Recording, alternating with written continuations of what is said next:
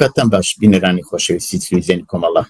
زۆر خوشحاڵم بۆ جارێکی ترام لە خزمەتتانە بۆ پێشکەشکردنی بەرنامێکی تری دیالۆگ. ئازیزان، ئاڵوگۆڕەکان لە ئێران زۆر بەتونی ئەچێتە پێشەوە بەو شێوەیە کە ئەگەری هەر ڕووداوێک لە ئێستەی ئێراندا هەیە. بەڵام ئایا کۆمەلگای ئێران ئامادەیە بۆ ئەوەی کە بتوانێ دوای کۆماری ئیسلامی بتوانێ حکوومەتێکی تر بێنێتە سەرکار؟ ئەو لایەنانەیە ئەو حکوومەتانە ئەوەی وا دەسەڵات بەدەستەوەگرێ چێن؟ لەسەر ئەم بابەتە ئێمە لە سێ بەرنامەدا لە خزمەت بەڕێز دکتۆر عەباسی وەلیە بین بۆ ئەوەی بتوانین لەو بابەتەوە قسە بکەین.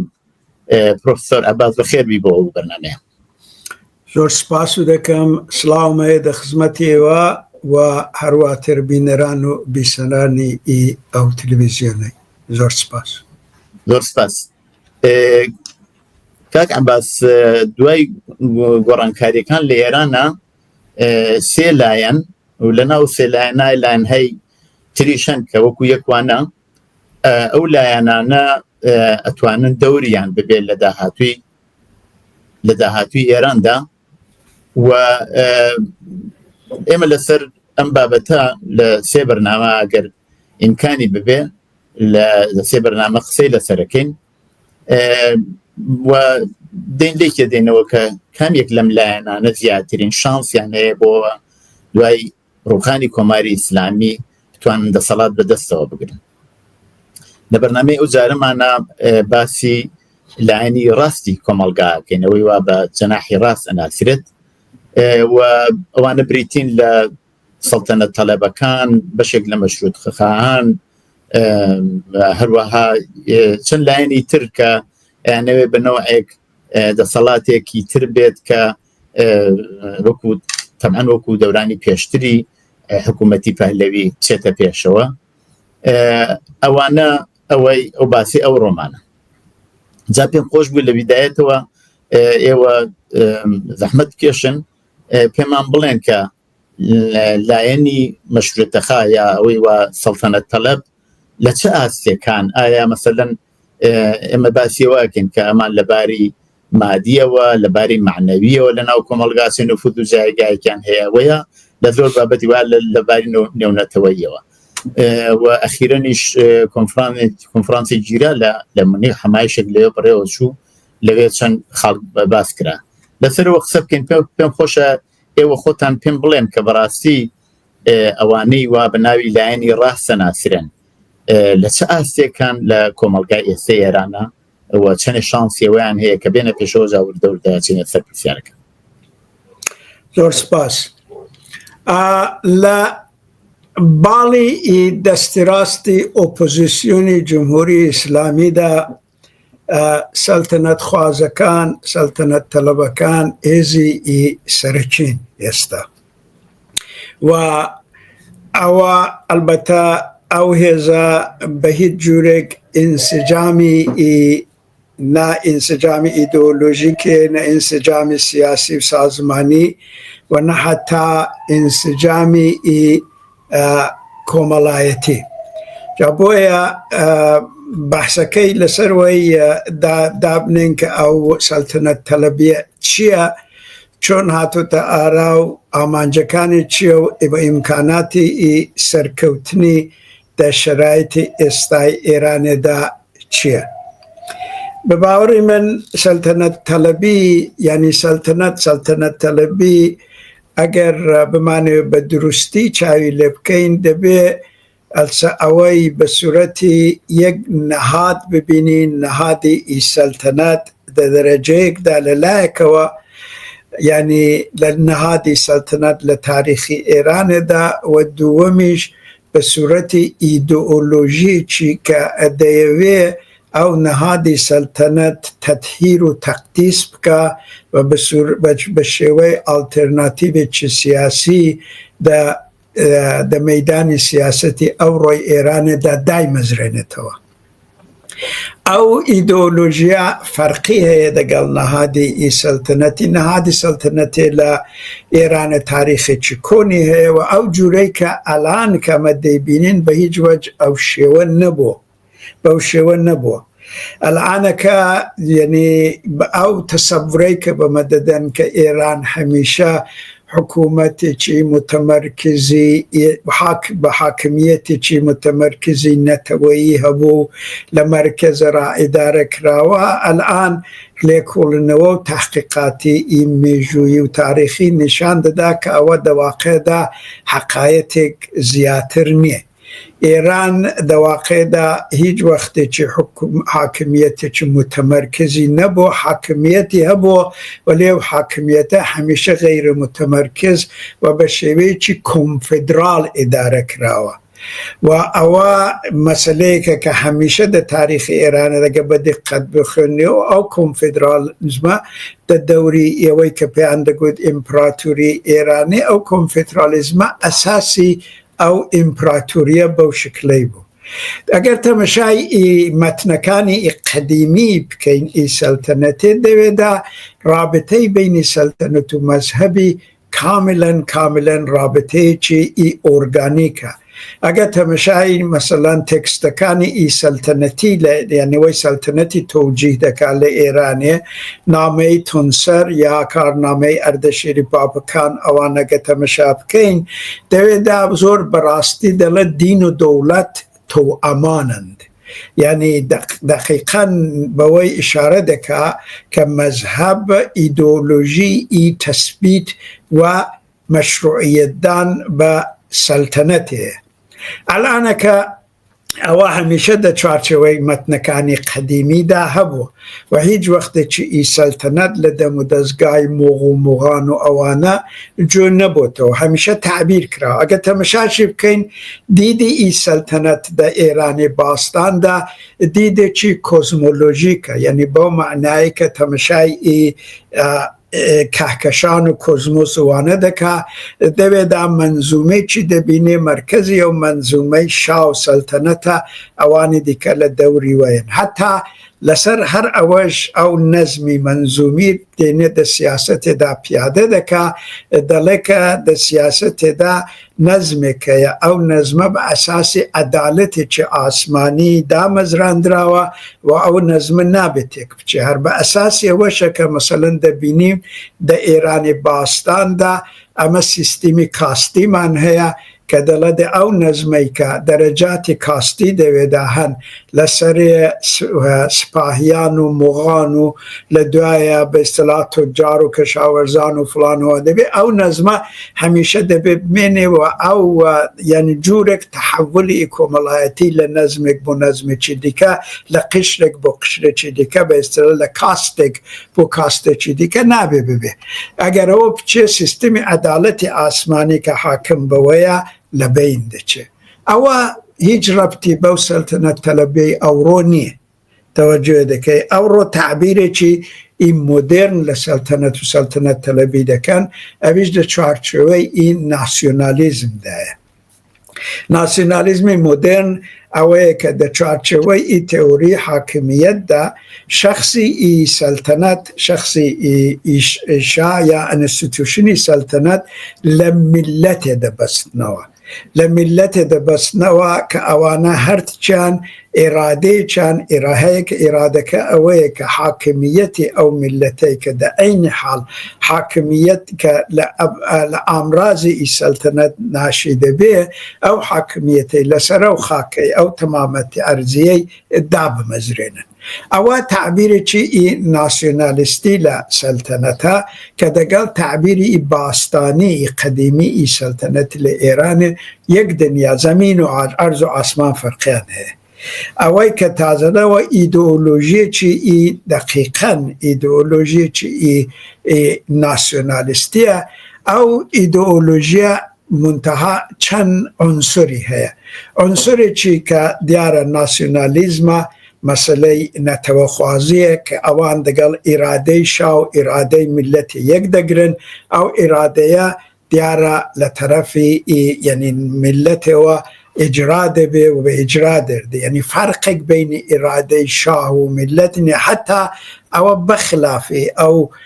بإصلاح شعار دوري محمد رضا شاه پهلویش بو خدا شاه میهم بو يعني خدا بو شاه بو لدوای میهن ده توجه دکی و خبرك لملت نبو ليرا أصبحسك لملت نبو خدا بو شاه بو يعني عنصري باستاني شاهنشاهي يعني مذهب شاه مذهب نهادي سلطنت لدوای میهم بو میهن ليرا جگای خوی داوا با ناسیونی با نیشنی او بوت ایدئولوژی چی ای مدرن يعني هوان بستوب و شوی مدرنیزه بکن منتها دیر داشته که اگر دقت بکن دیر دا هر دو کوبونوی مونیخی دا رضا پهلوی خوی با بابی ملت ناساند کتی من بابی ملتم اواشته چی تصادفی نه چون دا چارچوی ای شاهنشاهی دا تتواوی ای سیستمکان مونارکی و شاهی دا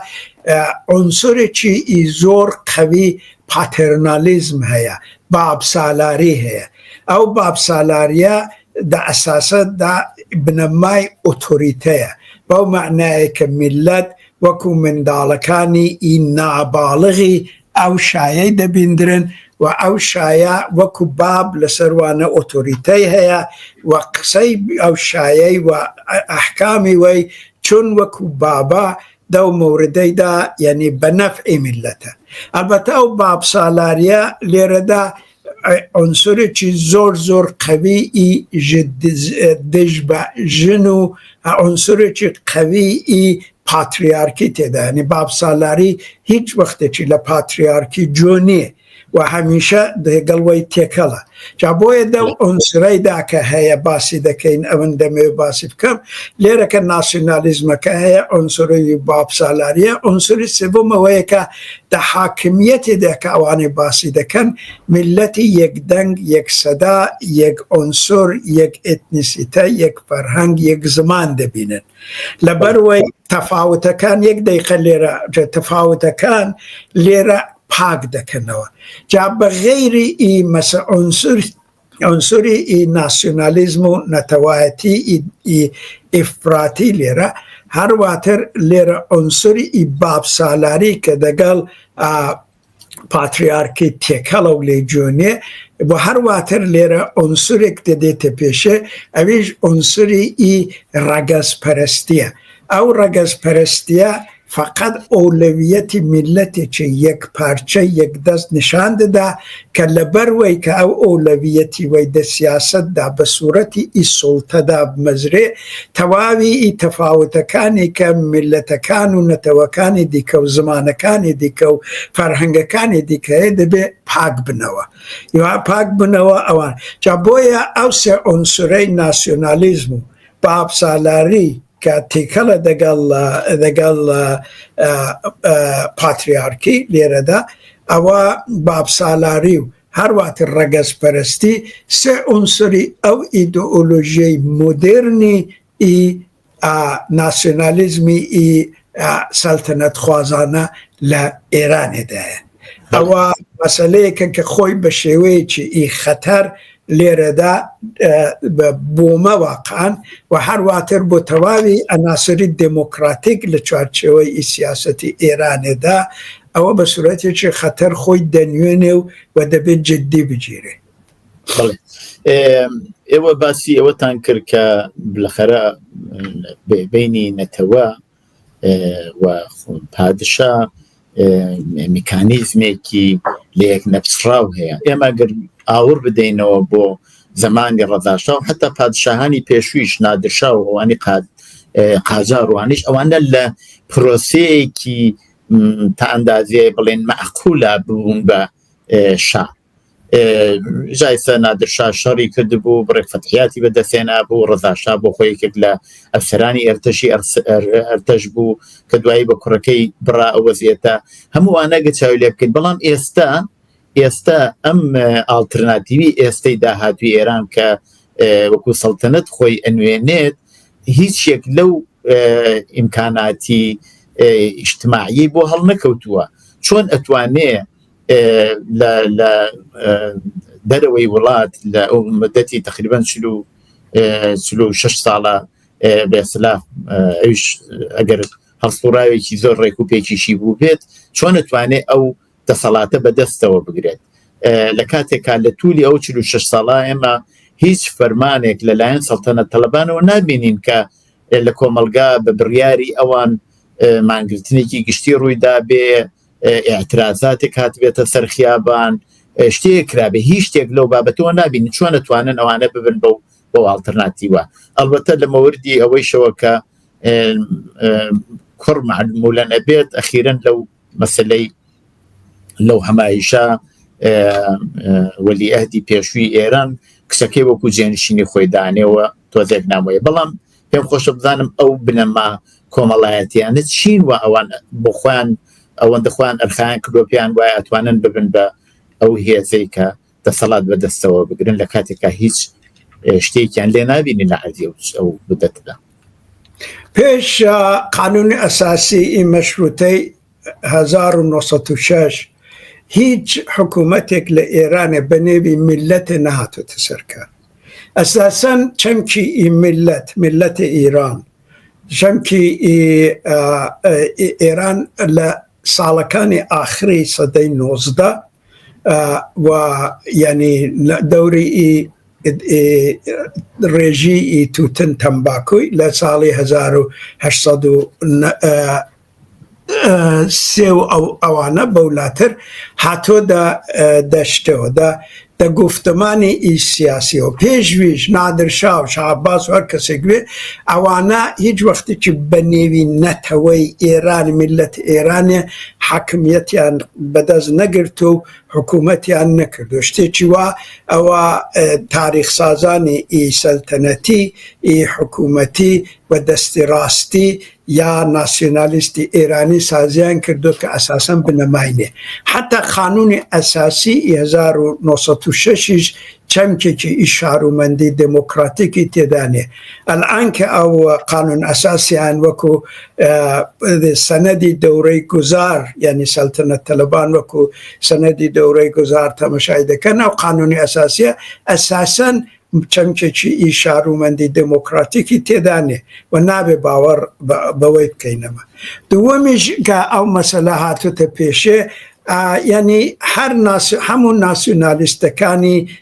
ئەوەی کە نەتەوەی بەشتێکی ئەزەلی لە تاریخەدا دەبینن تەوەجێ دەکەیت هەمیشە ئەوە دەتەواوی ناسیۆنالیستەکە بۆوانە نەتەوە هەمیشە دەر هەر لەحزەیەک لە تاریخیدا حضوری هەیە و تاریخی دەنووسێ ئەمەل دەکا و تاریخ دەیقەت دەبێتە سەنەدێک لە ئەعمالی ئەو نەتەوەی ئەوە مشەخەسە و تایبەتمەندی تەواوی ناسیۆنالیزمەکانی ئێتنیکە کە نەتەوەی بە شێوەیەکی ئەزەلی دەبینن جا لەبەروەی کە ئەوانە ئەو شتیان هەیە هەمیشە ناسیۆنالیزمی ئێتنیک کە نەتەوەی وەکو دیاردەیەکی ئەزەلی هەمیشە حازردا سیاسدا تاریخ و سیاسەتدا دەبینێ هەمیشە ئیستیفادەیەکی ئامرازی لە نەتەوەی دەکات. ئەلانەکەش دقیقەن ئەو سەلتەنەت تەلەبانە ئەو کارەی دەکەن ئیستیفادەیەکی ئامرازی لەوەی دەکەن یعنی وەکو نەتەوە مەسەمەوانە بە جوورێکی قسەیان دەکرد وەکو نەتەوەی ئێرانێ بە تەواوی یعنی کولیەتی خۆیەوە جاگە حتاگە بڵێن کە نەتەوەیە حتاگە بڵێنەوە یەکگرتوو بوو بێ تەوەجێ دەکەی بە تەواوی کولیەتی خۆیەوە دەڵێیت لە مونیخی حازر بوو لە سوورەتێکیدا دە مەجموعدا لە 150 نەفەر زیاتر لەوێ نەبوو ولی ئەو جوورەی کە ئەو دیسکۆرسە لەوێ ئارایش دراوە ئەوەیە کە بە نێوی نەتەوە بۆ نەتەوە و بە مەنافع و مەنفعەتی نەتەوەنی خۆی ئەو کەسێک کە قسان دەکا ڕەزاپالی خۆی تەجەسومی ئینەتەوەی دە تاریخی ئێستادا دەبینێ و ئەو تەبلیغاتەش کە دە دەوروبەریدا هەن ئەینەن دەیانەوە کاری بکەن ولی بینەوە زمین مەبەستانی چیە ببەخشت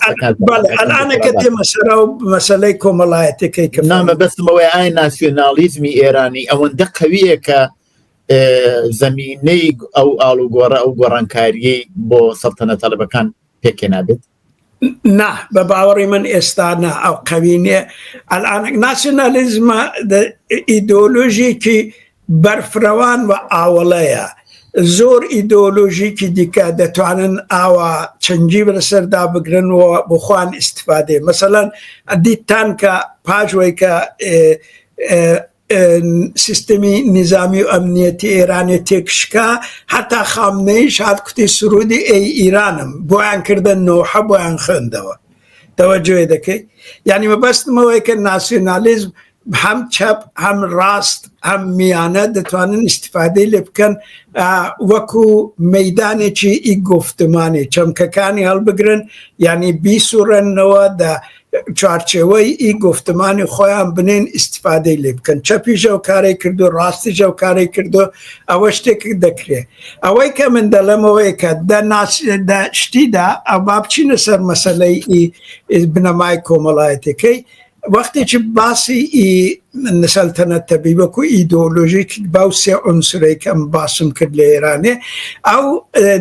در شرایط فعلی در تاریخی ای معاصر یعنی ای معاصر مبستم استا یعنی الان که دو سه ساله در ورچرخانه چی اساسی هبو ورچرخانه که وش دقیقا لاشتهاد لا راپرین یا شورشی جنجیان آزادی هد او دمی بود که او ایدئولوژی ایشتی ناسیونالیزم افراطی ای سلطنت طلبی در حقیقت دا مزره اگر دقت بکنید دیره دا لنظر سمبولیک و او مثلا دقتی هم پی نکردو لبروی که همیشه حملاتی ای شدید بود سروی او اشتی که او بیانیه واشنگتونی که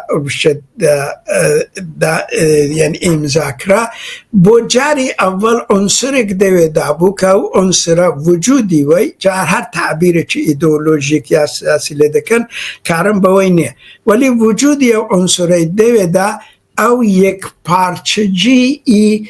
ای به اصطلاح تطهیر کراو تقدیس کراوی ای ناسیونالیزم ایرانی تک داده اویش وجودی کردک دوی دابو توجه دکی که به ترتیب چی نماینده هویت چی بو که دو چارچوی در ندگونجا اگر او دمی به تواوی ناسیونالیستکانی کلاسیک باوی اعتراضیان کرد هر او دمی بگه تمشای ای برنامه کانی ایران انترناشنال وکن بشکل روشنبیرانی ای ناسیونالیستی ای ایرانی که لپش سری ای سلطنت طلبی بشوی چی لیبرال دموکراتیک بون حتی اوان اعتراضیان کرد دوی توجه دکی اوه که بو ورچرخانه که دوری دا بفرش کرده کن وقتی که فرشگردکان هاتنه پیشه ناسیونالیستکانی ای طرفدارانی کلاسیکی سلطنت که زوربی لبورژوازی سلطنت طلب بورژوازی کمپرادوری سلطنت طلب که همیشه بشه چی لخارج بو لخارج سرمایه بو مالی بو زمان انگلیسی و فرانسوی بو فلانوانا اوانا کشان اوانا کخران پراویزی جماعت هاتن لفرش کرده کن دوری ای ناسیونالیزمی ای افراطی سلطنت طلبی انگرد که اوانا همو ای نسلی پاش سال 1357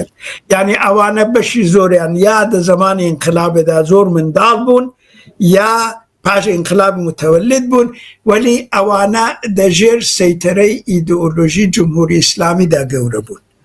و سلطنت طلبی وانا شتک بو وکو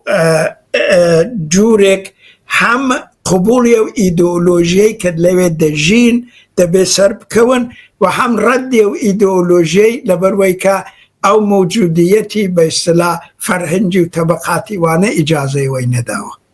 جا دوش چارچوی ده او فرش کردیانه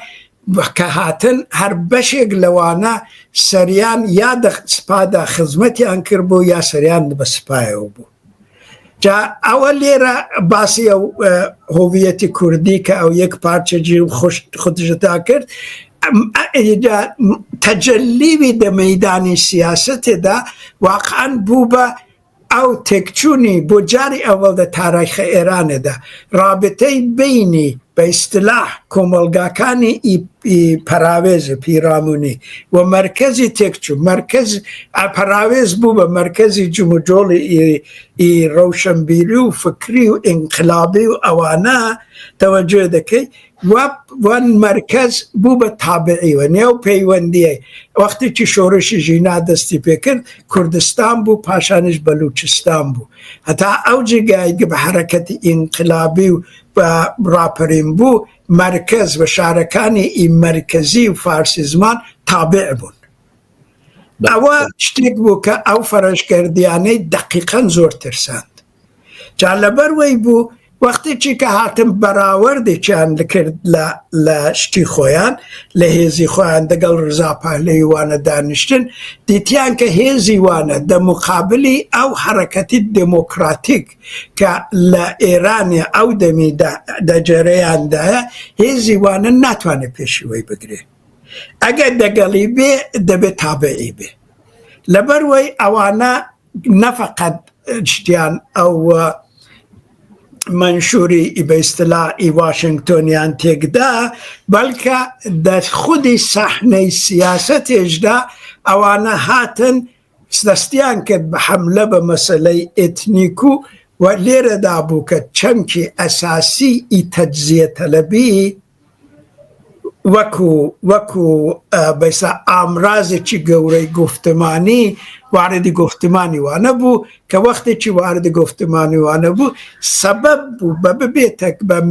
مەیدانێکی دروست کرد کە لیبرال دموکراتیکەکانی غەیری ئێتنیک یعنی بە ئیستلاح فارسیش خۆیان دێرەدا دیتەوە خۆیان جا لێرە ئەمنە شت دەکە ئەمە بینەوە سەرەوەی بە نەزەری من هێزی سەلتەنەت تەلەبی لە ئێرانێ بنەمایەکی قەوی کۆمەڵایەتی و فەرهەنگی نییە نەیتوانیوە دروستی بکە مەیدانی یەک شت هەیە ئەلئانەگەی دقەتێ بکەین ئەو سەلتەنەت تەلەبی لە ئێرانێ خۆی هۆڤیەتی خۆی دە مەیدانی سیاسەتدا بیانی ئەو جورەت وەکو هەموو ئیدئۆلۆژیەکی کە دینامیزمەکەی لە دەرەوەی خۆیەتی سەلتەنەت تەلەبیش لە ئێرانێ دینامیزمەکەی لە مەیدانی سیاسەتدا دژایەتی دەگەڵ چەپە دژایەتی دەگەڵ میلی مەزهەبیە دژایەتی دەگەڵ تەواوی ئەناسوری کە ئەوان پێی دەڵێن قومی و تەجزیە تەلەب بەو سوورەتەیە کە خۆی تعریف دەکا ئەو تعریفە لە چوارچەوەی ئێستای ئێرانێدا ناتوانێت ببێتە بنەمای گفتمانێکی بەرفرەوان کە بتوانێت جبهەیەکی دموکراتیک دروست بکە وەلی ئەوە بەو معنای نییە کە هێزەکانی دموکراتیک دەبێت ئیجازە بدەن کە ئەوە فعالیت بکە باسم زۆر هەیە کاتیشم زۆر کەم ماوە ئێستا ئێمە بینین کە بۆ ئەوەی هێزێکی سیاسی بتوانێت مەقبولیەتی کۆمەڵایەتی پەیدا بکە لە چەند ئامراز ئیستفادەکە لەوانە مەسەلەن مێدیا ئێستا بینین مێدیا و تەلەڤیزیۆن و بەشێکی زۆر لەوەی وا ئەتوانێ ڕاو بۆ چوونی گشتی بگۆڕێت زۆر کارایە سەلتەنەت تەلەبەکان لەو بابەتەوە مێدیای زۆر بەهێزیان هەیە وەکو ئیران ئینتەرناسیۆناڵ من و تۆ بەشێکی تر لەو مێدیانەی تری وەکو شەبەکەهای کۆمەڵایەتیش ئەو شەبەکەی اجتماعیش کە هەیەە ئایا ئەم هێزە بە مەبنای ئەم مێدیا ئەتوانێت تەسیردا بنێتە سەر بیر و بۆچوونی ناو کۆمەڵایەتی وە بیگۆڕێ بە قازانجی خۆی لە ئەگەری گۆڕانکاریەکانە ئەو مێدیایە دوو ئامانجی هەیە دوو ئامانجی سەرەکی هەیە یەک ئامانجی ئەساسی وەی تەخریبە يعني تخريب إمكانات سركوتني هزكاني سياسي ديكا تخريب إمكانات بيكناني ائتلافي يا ميانا يا شاب لإيران هر واتر تخريبي هر جون حركتك ائتلافك كهزكاني غير فارس دودا نقشة أساسيان به دو سيستمي دو آمانجي تخريبه دا مرتبه و کاری کرده حتی استا تا حدک دتوانیم بلین که سرکوتو نبر وی که زور به عقلان رفتاری کرده لبر وی که هیزکانی که او دجایتیان دقل دکا اوان نه انتوانی و پیشی بگرن عقلان رفتاریان نکردو استراتیجی درستیان نبو لبر وی اوانات ما بس جنابتان ويا او ميديا هدف يونيه برنامج استراتيجيه ياك بلاتفورم اودي مسوي تقريب كان زياتر بود جايتي دروس كراوتاكو بو لا ارزو كدي اودو امانجي هي امانجي سركي تخريبا امانجي اشتي الدومي باصطلاح اشتا يعني construction دروس کردنه ساز کردنه سازدانه او دو شتی دا دو بواره دا ایدئولوژی سلطنت طلبی هنده سرکوتو نبو اما لأولو که دیتمان هاتین افتزاحی کاری که وکردی او دمی که وانا دعوای وکالتیان کرد هر او دمی که وقتی منشوری به اصطلاح واشنگتونیان تک دا او جوری که آمانجی سرچیوانه به حمله به هیزکانی غیر فارس بو نتوکانی غیر فارس و امکانی یعنی امکانی که هات بو پیشه که اوانه در سیاستی ایران دا حالتی ریبرایتی امکان و بدست بگرن اوان که حمله انکه بوی کرد دقیقا او دمی مسئله اشتیشیان هنا پیشه مسئله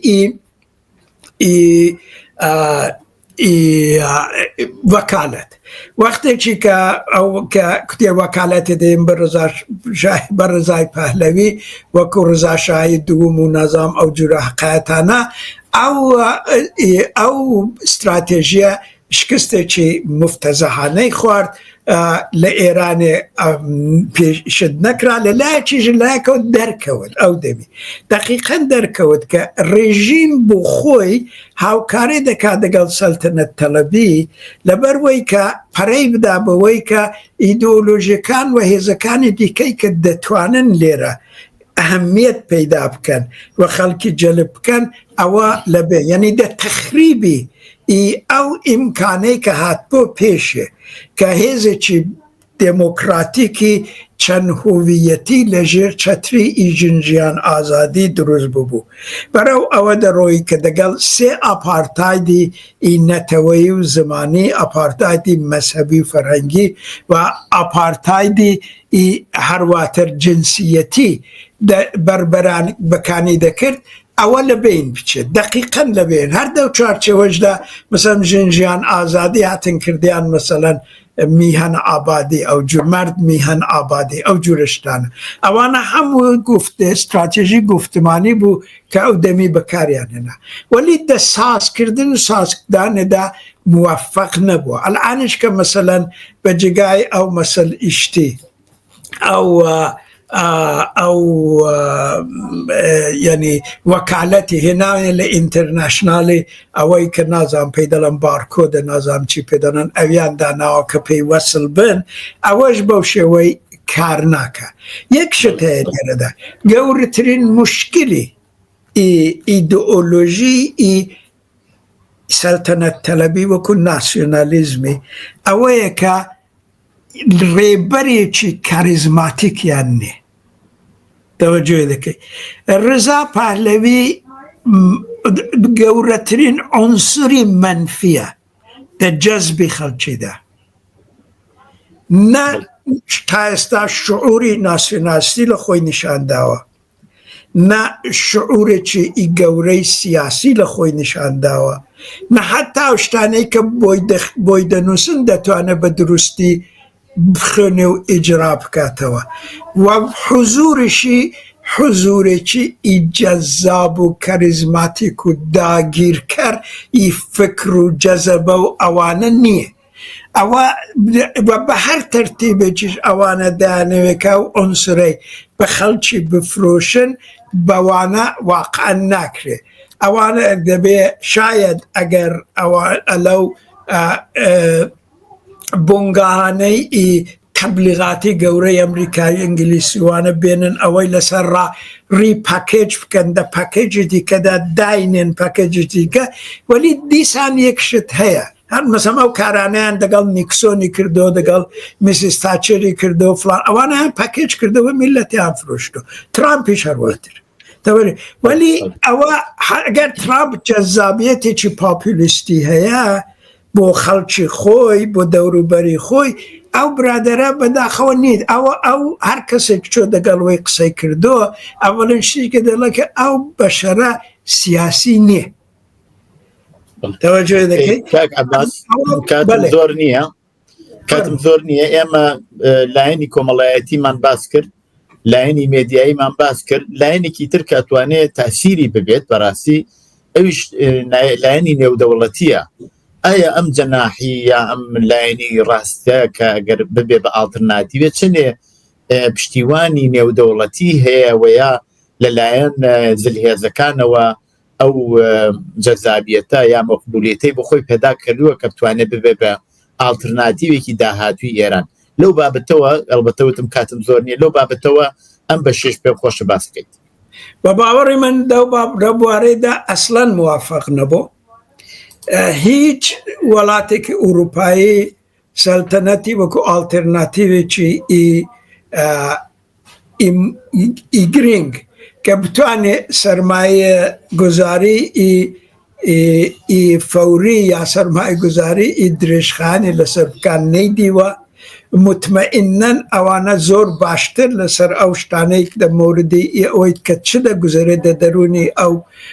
سیستەمەیدا خەبەردارن ئەمریکایان هەتا ئێستا هیچ وەختێکی هیچ بەیانێکیان نەداوە کە حتا بە شێوەیەکی زۆر زەعیفیش نیشانەی پشتیوانی وان لە ئالتەرناتیڤی سەلتەنەت بێ حتا مجاهدین زۆرتر دە موردەیدا موافق بوون مجاهدینی ئی خەلق و سەلتەنەت ئەوەی نەکردو تەنها دەوڵەتێک کە بە شێوەیەکی ئی مەخفی و نیوەگارە پشتیوانی لەوەی کردو و دیارەکە لە حضوری میدیایی وەی پشتیوان دەکا ئیسرائیل بوو بە باوەڕی من ئیسرائیل بۆ چوونێکی زۆر ئامرازی بۆەوەی هەیە لەبەروەی کە ئەقلانیەتی سیاسی ئەوەی دەنوێنێ کە هێزێکی کە نەتوانێت ئەو جەذابیەتەی ئەو حاڵەتەی هەبێت لە شەرایەتی فعلیدا و کە ئەلعانەکە حکوومەتی ئێران دا زەعیفترین حاڵەتی خۆیدایە ناتوانێت دە ئایندەشدا کە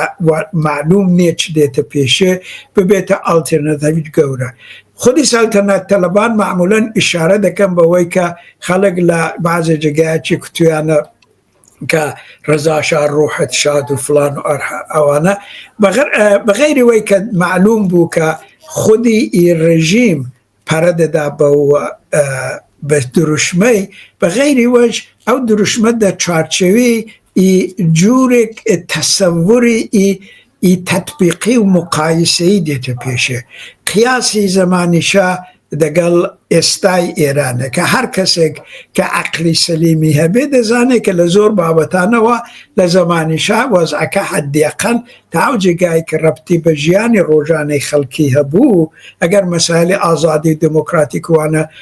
دموکراسی وسیوانە وەلا بنین ئەگەر مەسەلە فقط ژیانی خەڵکی بۆ دیارە زەمانیشای قابل قیاس دەگەڵ وەزی ئێستای کە ئاو و بەرق و گاز و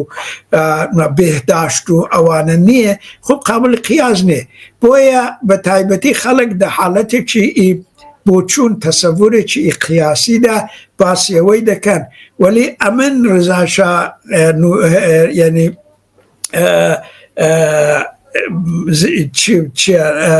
ئەو ڕێزاشە نور بە قەبرت ببارێ بەڵێ ئەوانە کە هاتە پێشێ ئەوە شعارێکی ئیستراتیژیک نییە ئەوە شعارێک نییە کە نە سیاسەتێکی ئیفعالی هێزێکی فعالی سیاسی کە لە ئێرانە فعالە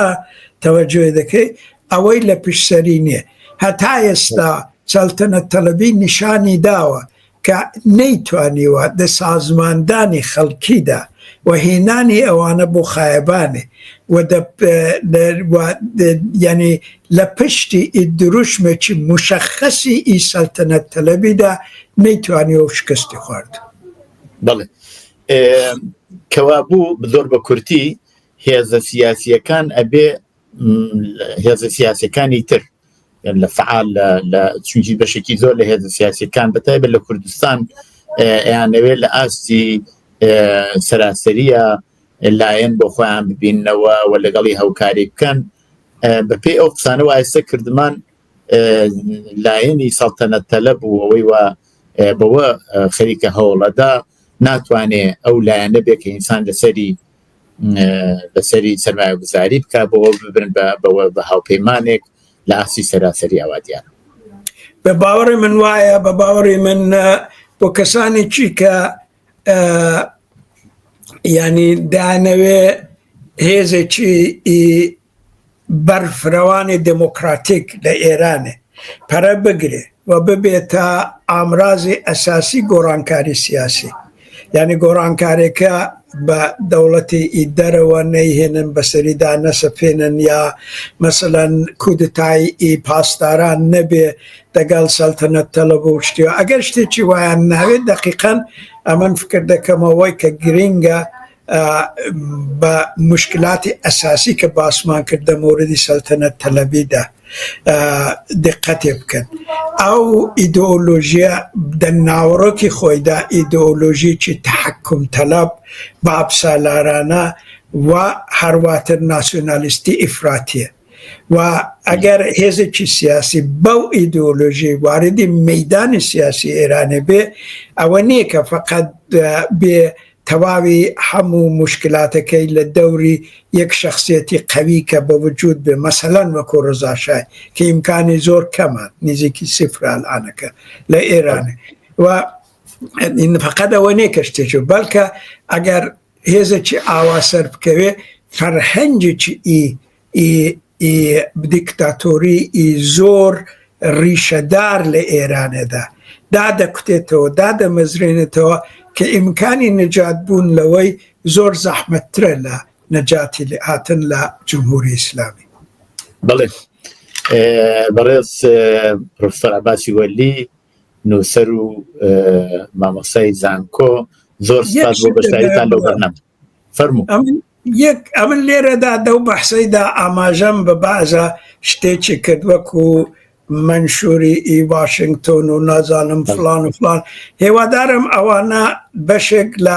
تەحلیلەکە بگرن ئەوانە بە جوورێکی پشتیوانی یا تەطهیری بەعزە شتێکی لەلایەن چونە من زۆر کەس هەن کە ئەڵعانەکە کەمینیان کردەوە من شتێکی بڵم کە ئەوانە بێن هێرش بکەنە سەر من ئەلبەتە بۆم گرنگ نییە وەلی دیسان لەبەرەوەیە کە مشکلاتی ئەساسی نێتە پێشێ ئەمن دەمەوێت ئەو یاداوەری بکەم ئامانجی و بەرنامەیشەوە بووکەوە ئەوە ڕوون بکەینەوە بەر حاڵاتیسان زۆر سپاس بۆ بەشداریتان ئێمە حتمەن مزاحمتان نەبین لە دوو بەرنامەی تریشدا بەرنامەی داهاتوومان کە کەوێتە دووشەمەی داهاتوو لەسەر لایەنێکی تری ئالترناتیوی دەسەڵات لە ئێران قساکەین کە هیوادارم بتوانین ئەو مەجالەمان بێ لە خزمەتدا بین بۆ ئەو بەرنامە من لە خزمەتدام خۆشحاڵ دەبم تا هەفتێکی دیکە زۆر زۆر سپاس بەڵێ بینەرانی خۆشەویستی تەلەڤیزیۆنی کۆمەڵە بەو جۆرە هاتینە کۆتایی ئەو جارێ بەرنامەی دیالۆگ هەتا دیالۆگێکی تر ڕۆژ و شەوێکی خۆشتان بۆ بەهات خوازم